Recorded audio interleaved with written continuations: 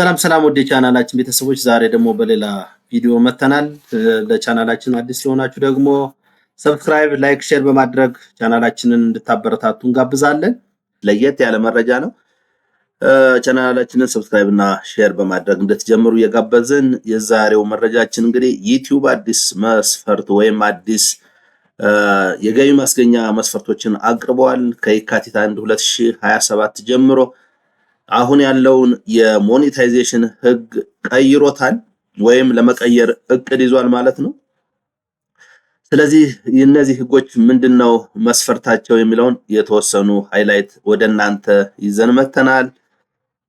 የተቀየረው ምንድነው፣ የሞኔታይዜሽን ማሟላት ያለብን ምንድነው የሚሉት የተወሰኑ ህጎች ተቀይረዋል። እነሱን የምናይ ይሆናል። የመጀመሪያው ደረጃ እንግዲህ ዩቲዩብ አሁን በደንብ እየጠነከረ ወይም በደንብ የሞኔታይዜሽን ህጉን እያጠበቀ ሰዎች ክሬቲቪቲያቸውን የራሳቸውን የፈጠራ ችሎታ የሚያዳብሩ የሚያሻሽሉበትን ሁኔታ እየፈጠረ ነው ያለው። አሁን ብዙ ነገሮችን ቶሎ ሞኔታይዝ አያደርግም። ከዚህ ጋር በተያያዘ በየጊዜው ህጎችን አፕዴት ያደርጋል ማለት ነው። ስለዚህ አሁን የተቀየረው ምንድነው የሚለውን የተወሰኑ እንግዲህ በተለያዩ ማህበራዊ ሚዲያዎች አይታችሁታል። ሰብስክራይበሩ 1000 ነው፣ አሁንም አልተቀየረም። ስለዚህ በዚያ ባለበት ይቀጥላል። የዋች አወሩ ለሾርትም ለሙሉ ቪዲዮ በእጥፍ ነው የጨመረው። እንግዲህ ያ ማለት አሁን ለሰብስክራይብ 4000 ሰዓት መሙላት ነበረ። ያ ማለት በ12 ወራት ወይም በ365 ቀናት በአንድ አመት ማለት ነው 4000 ሰዓት ከሞላችሁና 1000 ሰብስክራይበር ከሞላ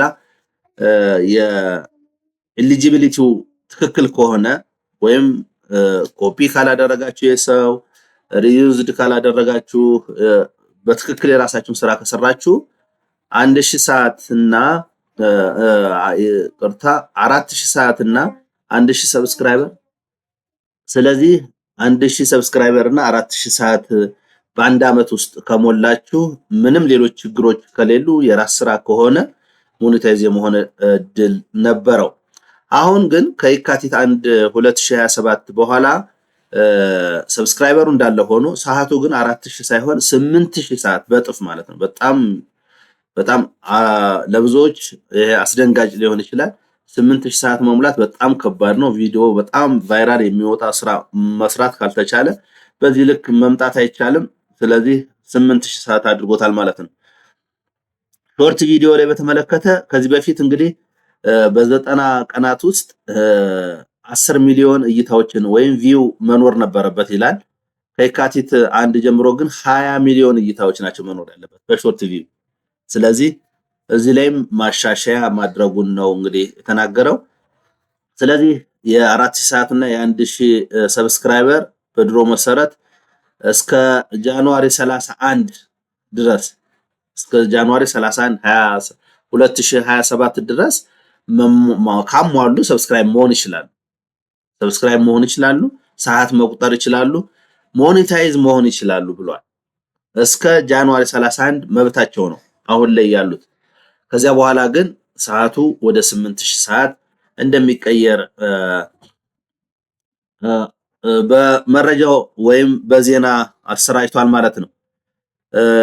ስለዚህ ሌሎችም በዚህ ምክንያት አንዳንዴ የፓርትነርሺፕ፣ የፈንዲንግ፣ የሾፒንግ ሌሎች አሰራሮች ከዚህ በፊት አንዳንዴ ሞኔታይዝ ሳይሆኑ ግን እነዚህን የክሬቲቭ ፓርትነርሺፕ፣ የፋን ፈንዲንግ፣ የሾፒንግ ስራ በ500 ሰብስክራይበር ይደረግ ነበር። አሁንም በዚያው ቀጥሏል። በ90 ቀናት ውስጥ ሪፐብሊክ አፕሎድ የማድረግ በ3000 ዋች አወር ወይም በ3 ሚሊዮን ሾርት ቪው ይሄ ክሬት ፓርትነርሺፕ መፍጠር ከዩቲዩብ ጋር እንደሚቻል አሁንም በተመሳሳይ ገንዘቡን አያገኘውም እንጂ የሞኔታይዜሽን፣ የፓርትነርሺፕ፣ የሾፒንግ፣ የፋን ፈንዲንግ ግንኙነቶችን መፍጠር የሚችልበት ሲቹዌሽን አሁንም እንዳለ መሆኑን ለማመላከት ነው። እንግዲህ 10 ሚሊዮን ሾርት ቪው አሁንም የቀጠለበት እስከ የካቲት 1 ድረስ ነው። ከዚያ በኋላ ግን 20 ሚሊዮን ቪው መሆን እንዳለበት ነው እንግዲህ የተናገረው። ወሩ ግን በተመሳሳይ ነው፣ 90 ቀናት ውስጥ ላይ ነው ይሄ መደረግ ያለበት ነው። ስለዚህ እነዚህ ሁለት አስፈላጊ የሚባሉ ቀናቶች አሉ። አንደኛው እስከ ጃንዋሪ 31 ድረስ ያለው የዩቲዩብ ስቱዲዮ ውስጥ አዲሱን ውል መቀበል ያስፈልጋል። ካልተቀበሉ ግን ገቢ ማግኘው ከየካቲት 1 ጀምሮ ይቆማል ማለት ነው። ወይም አሁን እነዚህ ህጎች ናቸው። አሁን ምንድነው የሚለው ነባሩንም በአዲሱ ህግ መተግበር አለበት። እነሱ ካላደረገ ግን ሊቀበሉት አይችሉም። ስለዚህ እንደገና ነው መቀበል የሚጀምሩት ማለት ነው። ከየካቲት 1 ጀምሮ እንግዲህ 8000 ሰዓት ይተገበራል። 20 ሚሊዮን ሾርት ቪው ይተገበራል። አዲስ የሾርት ሪቬኑ ወይም የሾርት ገቢ ደግሞ ደንብ ይወጣለታል ማለት ነው። አዲስ ለራሱ ለሾርት የገቢ መጠኑ ይገለጻል ማለት ነው፣ ወይም ሬት ይወጣለታል ማለት ነው። ስለዚህ ባጭሩ ምን ለማለት ነው?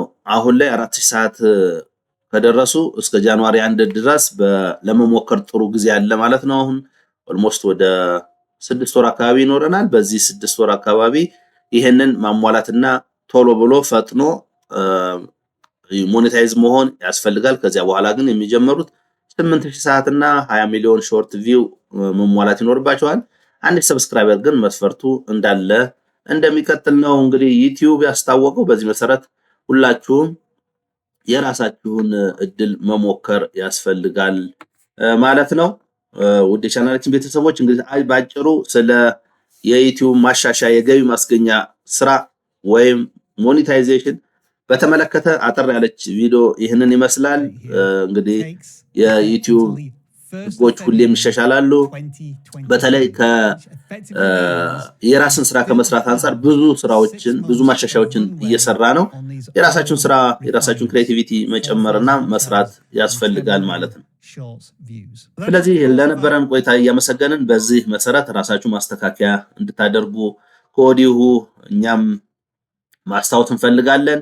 ስለነበረን ቆይታ እጅግ በጣም እናመሰግናለን። መልካም ጊዜ